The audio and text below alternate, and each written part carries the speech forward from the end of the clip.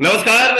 Indian news के sports page पे आपका स्वागत है। मैं हूँ राजीव मिश्रा और आप देख रहे हैं अपना पसंदीदा शो रणनीत रणनीत में आज बात उस बल्लेबाज की करेंगे जिसने साल 2023 में तहलका मचा रखा है। फिर वो चाहे ओडीआई क्रिकेट की हम बात कर लें या टी20 फॉर्मेट की बात करें, और अभी हाल में ही खत्म हुए न्यूजीलैंड के खिलाफ सीरीज के आखिरी मैच में जिस तरह से इस बल्लेबाज ने शतक लगाया, उससे इस बात के उन्होंने संकेत दे दिए कि वो ऑल फॉर्मेट में भारतीय टीम के लिए बड़ा कंट्रीब्यूशन देने के लिए तैयार है। और अब ऑस्ट्रेलिया के खिलाफ जो सीरीज हो रही है उसमें वो मजबूर कर रहे हैं टीम मैनेजमेंट को कि उनको टीम में जगह दी जाए। हालांकि ये बहुत मुश्किल काम होगा, क्योंकि जिस तरह का कॉम्बिनेशन और कैलकुलेशन इस समय नजर आ रहा है, लेकिन कुल मिलाकर संकेत तो इस बात की पूरी तरह से साफ है कि ये बल्लेबाज आने वाले समय में विराट कोहली और रोहित शर्मा की बैटल को लेकर आगे की तरफ दौड़ने के लिए पूरी तरह तैयार है। हम बात कर रहे हैं यहाँ पर शुभमन गिल की। पहले टेस्ट मैचेस में शतक, फिर ओडीआई में शतक,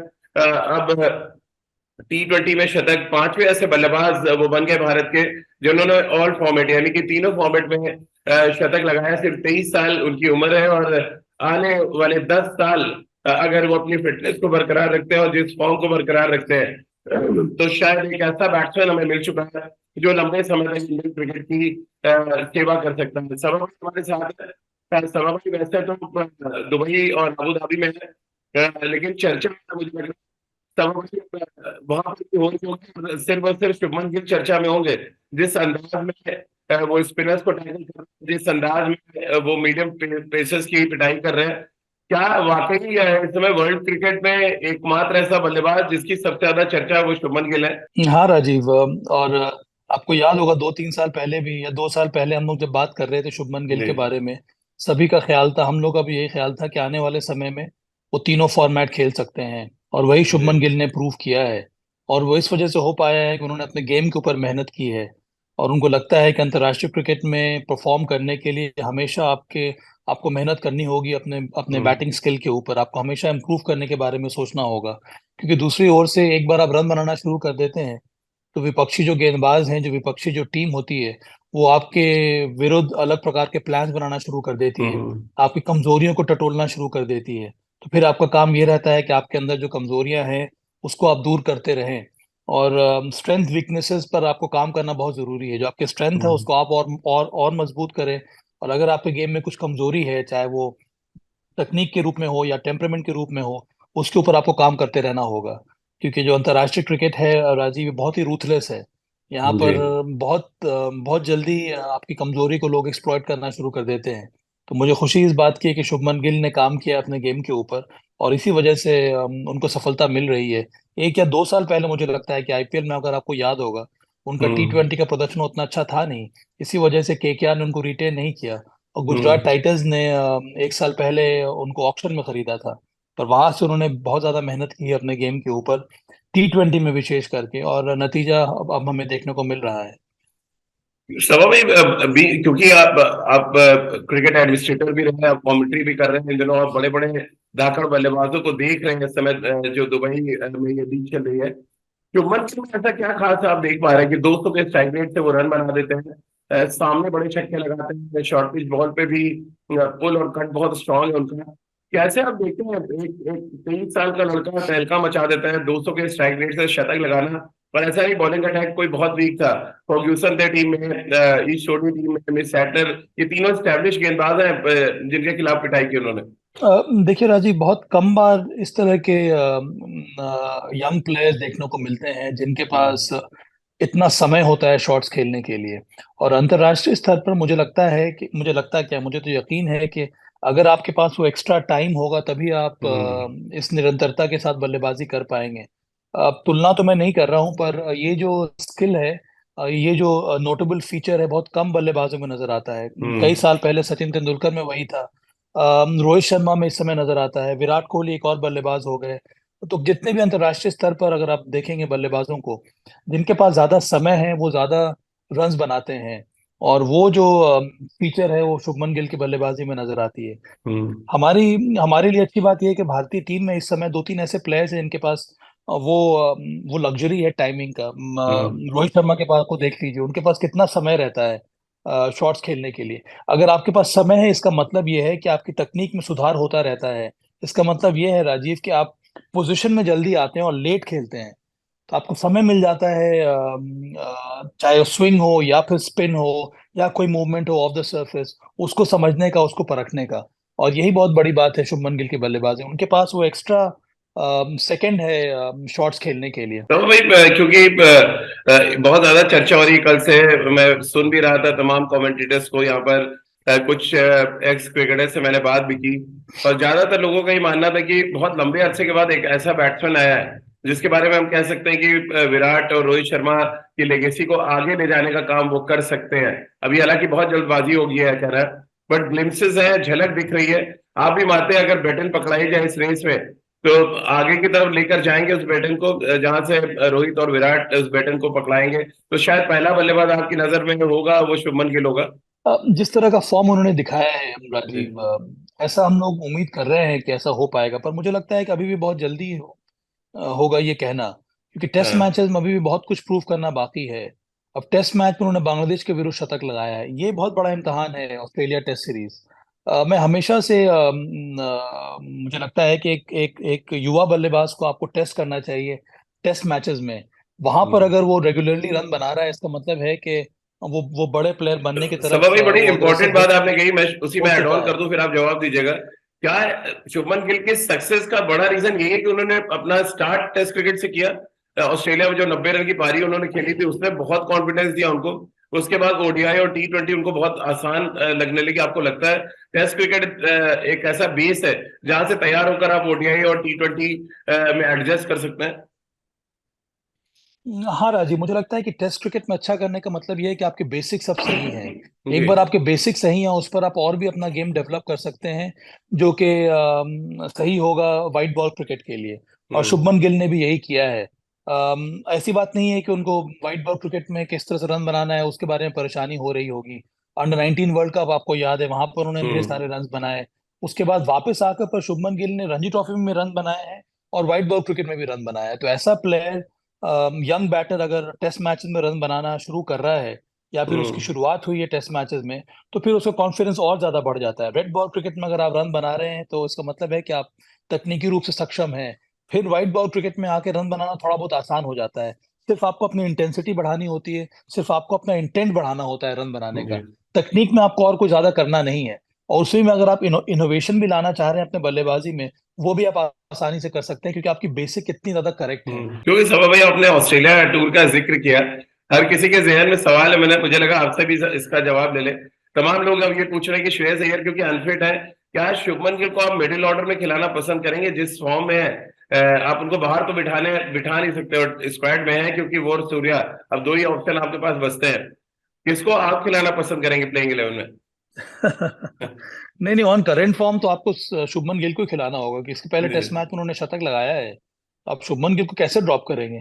पर वही है कि हम्म। जगह कहाँ बन रही है इस समय, श्रेयस अय्यर की ही जगह है, क्योंकि श्रेयस अय्यर अनफिट है इस समय। जी। तो ये सोचने वाली बात। एक और बात ये भी है राजीव का, आपको थोड़ा मुझे लगता है कि आगे भी सोचना पड़ेगा कि शुभमन गिल को हम लोग कहाँ पे स्लॉट कर रहे हैं। क्या वो हम्म। आने वाले समय में नंबर 3 पर आके भी बैटिंग कर सकते हैं कि नहीं टेस्ट मैच में?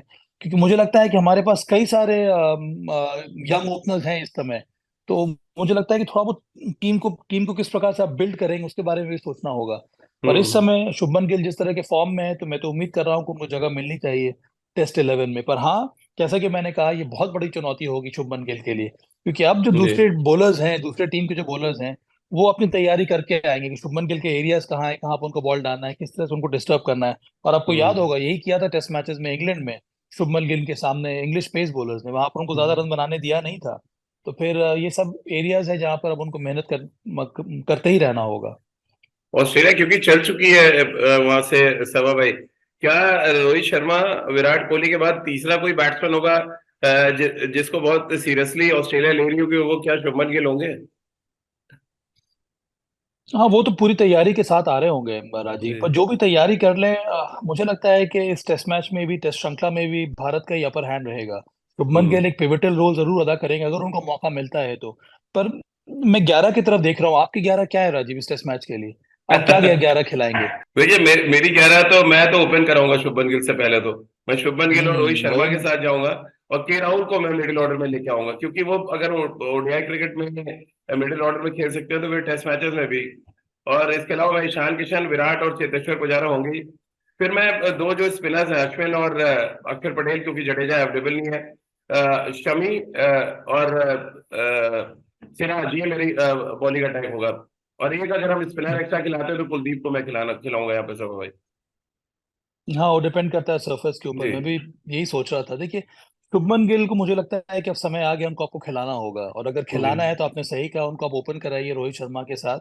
और केएल राहुल को आप नीचे लेकर आ सकते हैं इस समय, क्योंकि श्रेयस अय्यर अवेलेबल नहीं है। जी। उसके अलावा और ज्यादा चेंजेस मैं एक्सपेक्ट कर नहीं रहा हूँ। बुमराह फिट नहीं है इस समय। जडेजा का मुझे खबर नहीं आ रही कि वो फिट है कि नहीं फर्स्ट टेस्ट मैच के लिए। अगर फिट है तो उनका खेलना बनता है, क्योंकि अभी वो हम्म। रणजी ट्रॉफी खेल कर आ रहे हैं राजीव। तो फिर उनको जी। उनकी जगह बनती है टीम में। उसके अलावा पेस बॉलर्स के बारे में आपने सही कहा, और अंत में प्लेइंग 11 निर्भर करेगा प्लेइंग कंडीशंस के हम्म। ऊपर भी। पर हाँ, शुभमन गिल को मुझे लगता है कि खेलना चाहिए। तो भाई, क्योंकि एक और सीरीज हमने जीती, लगातार चौथी सीरीज जीत है हमारी। और 24 सीरीज अभी कंटिन्यू हो गई जब अपने सरजमी पे हारे नहीं है।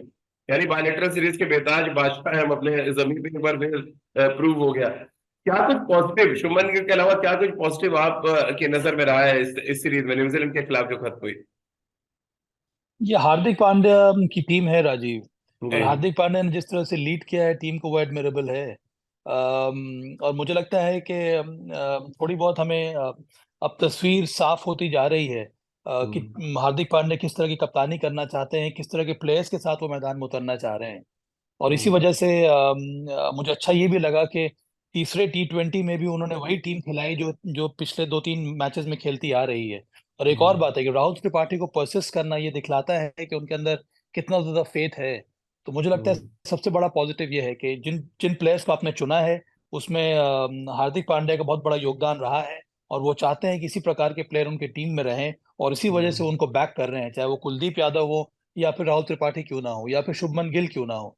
तो मुझे लगता है ये जो सेटअप है टीम का, वो मुझे काफी अच्छा लग रहा है। और आने वाले समय में ये बहुत ज्यादा प्रभावशाली साबित होगा। और इस पूरे श्रृंखला में हार्दिक पांड्या की छाप नजर आ रही है मुझे। वो हम्म। किस तरह की टीम को बिल्ड करना चाह रहे हैं, किस प्रकार के प्लेयर्स वो टीम में रखना चाह रहे हैं, और किस तरह की क्रिकेट वो खेलना चाह रहे हैं। देखिए, जैसे ही विकेट अच्छा मिला हम लोगों ने 200 से ऊपर का रन बना लिया। तो ये जो हम्म। माइंडसेट है उसमें बहुत बड़ा परिवर्तन मुझे देखने को मिल रहा है। सिर्फ T20 की मैं बात कर रहा हूँ इस समय। तो मुझे जी। लगता है कि ये बहुत बड़ा पॉजिटिव रहा है भारत के लिए। अर्शदीप सिंह को भी लगातार खिलाना, इस हम्म। तीसरे वाले T20 में उन्होंने अच्छा किया। तो वो चाहते हैं कि इस तरह की टीम बने, इस तरह के खिलाड़ी उनकी टीम में आए जिनके ऊपर वो विश्वास दिखा सकते हैं हमेशा। तो भाई, Hardik Pandya as a bowler बड़ा इंप्रूव होते हुए नजर है। तीनों मैच में उन्होंने नया बॉल डाला, कल तो 4 विकेट भी उन्होंने ली। क्या रीजन है, आप देख पा रहे हैं कि एज अ बॉलर क्योंकि कैप्टन बने हैं और शायद अपनी जो अंदर की प्रतिभा है उसको ज्यादा बेहतर समझ पाए, इसलिए उन्होंने नया बॉल पकड़ के डालना शुरू किया। बड़ा मीम से भी बन रहा है कि हार्दिक पांड्या के लोग बोल रहे हैं, भैया हम लोग को भी कुछ करने दो, बॉलिंग बैटिंग सब आप ही कर लोगे तो बाकी क्या करेंगे। बट एक्चुअली नया बॉल से इतना मूव कराते हैं इंडियन कंडीशन में, हमने बहुत कम गेंदबाजों को देखा है। क्या एक रीजन आप देख पाए, आपने बड़ा क्लोजली वॉच किया होगा कि उनकी जो बॉलिंग का सक्सेस रेट है बहुत बढ़ा है साल 2023 में?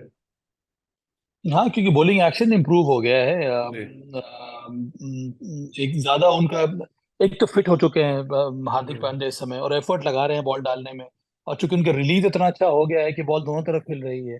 इसके पहले कहाँ इतना मूवमेंट उनको मिलता था ऑफ द डेक। अभी ऑफ द डेक उनको मूवमेंट मिल रहा है, अंदर भी बॉल जा रही है, बाहर भी निकल रही है। इसीलिए वो ज्यादा ज्यादा डेंजरस हो गए हैं। और चूंकि उनको अपने ऊपर इतना ज्यादा विश्वास हो गया है कि वो नई गेंद से बॉलिंग कर रहे हैं। तो एक यंग टीम में अगर कप्तान वो रिस्पॉन्सिबिलिटी ले रहा है कि कोई फर्क नहीं पड़ता है, मैं नई बॉल से बॉल डालूंगा, तो उससे प्रोत्साहन कितना ज्यादा मिल जाता है अन्य बॉलर्स को। यहाँ पर उनको लगता हम्म। है कि उनकी जो बॉलिंग यूनिट है, पेस बॉलिंग यूनिट है, वो थोड़ी बहुत यंग है, तो वो चाहते हैं ये रिस्पॉन्सिबिलिटी लेना।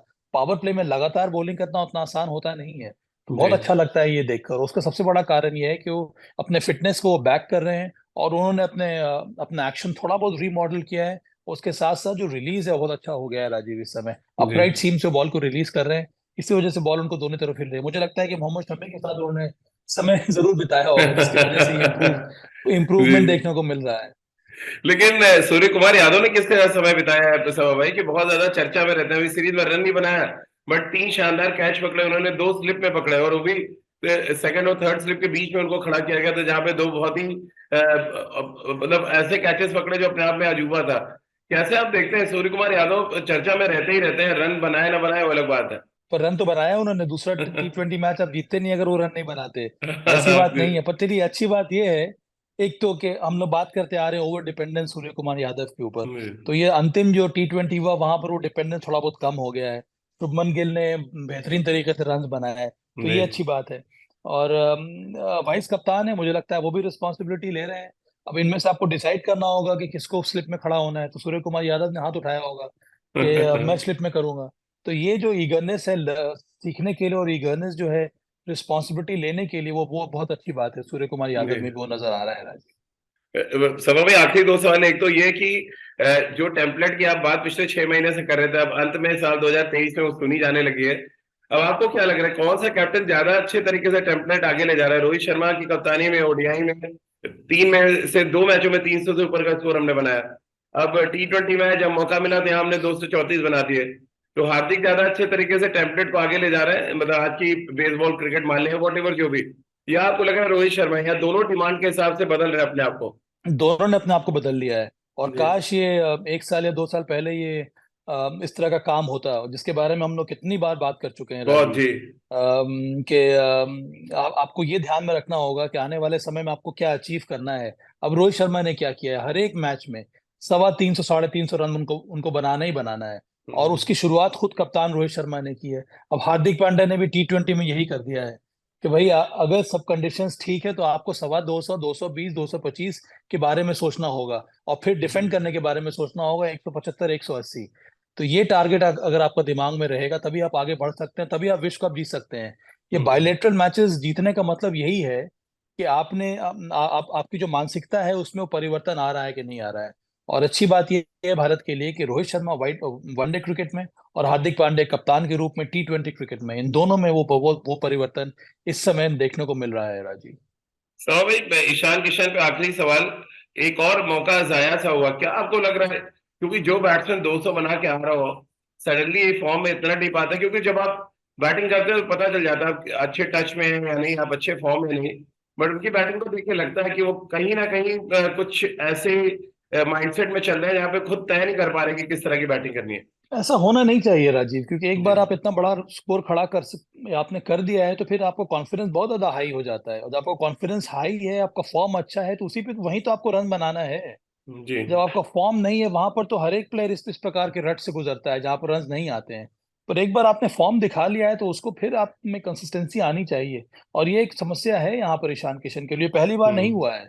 दुबई वाले विश्व कप में भी, उसके पहले भी उन्होंने रन बनाना शुरू कर दिया। तो सबको यही उम्मीद थी कि दुबई जो T20 विश्व कप हुआ है वहां पर उनको खेलने का मौका मिलेगा, वहां मौका मिला भी, रन नहीं बनाया। और इसी हम्म। वजह से वो अंदर बाहर होते रहते हैं। अपनी जगह को पक्की करने के लिए आपको रन्स तो बनाने होंगे। मुझे हम्म। लगता है उनको ध्यान देना पड़ेगा अपने टेम्परामेंट के ऊपर और शॉट सिलेक्शन के ऊपर और अप्रोच के ऊपर। कि ऐसा क्या होता है कि 6 महीने में एक पारी आप खेलते हैं, उसके बाद अब आप रन बनाते नहीं है। हम्म। तो आपके अंदर प्रतिभा है तो उसको प्रूफ करने का तो मौका मिल रहा है आपको। तो उस मौके पर हम्म। आपको आपको खरा उतरना होगा। चलिए, बहुत बहुत शुक्रिया सभा भाई आपका, हमसे बातचीत करने के लिए, और शुभमन गिल की बल्लेबाजी पर चर्चा करने के लिए। और साथ ही भारतीय टीम बायलेटरल सीरीज की बेताज बादशाह बन चुकी है, लगातार 24 सीरीज वो जीत चुके हैं। शुभमन गिल एक नए सुपरस्टार के तौर पर अपनी पहचान बना रहे हैं। बट जैसा कि सभा भाई ने कहा, असली परीक्षा होना अभी बाकी है, क्योंकि ऑस्ट्रेलिया सामने है। और ऑस्ट्रेलिया जिस तरह के फॉर्म में है, एक बड़ी चुनौती इस बार वो पेश करेंगे भारतीय सरजमी पर। इंतजार इस सीरीज का रहेगा, पल पल की अपडेट हम और आपको लगातार देते रहेंगे। आज के लिए हमारी इस खास चर्चा में फिलहाल इतना ही।